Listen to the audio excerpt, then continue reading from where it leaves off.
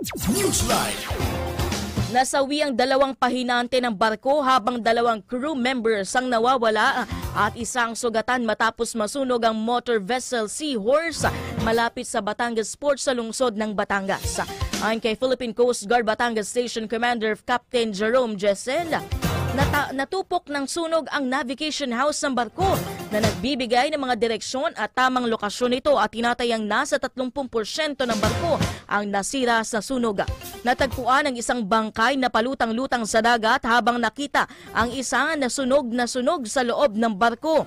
Nasunog naman ang halos kalahating porsyento ng katawan ng isang sugatan. Sa inisyal na investigasyon ng PCG, nagsimula ang sunog sa kusina ng barko, bagay na pinagdududahan ng Bureau of Fire Protection Batangas.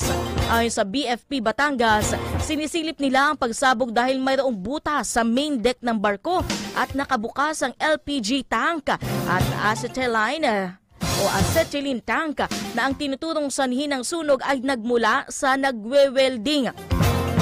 Sa ngayon, naglagay na ang PCG ng oil spill boom sa lugar ng insidente habang inaalam pa kung gaano karami ang dalang langis na nasunog sa barko.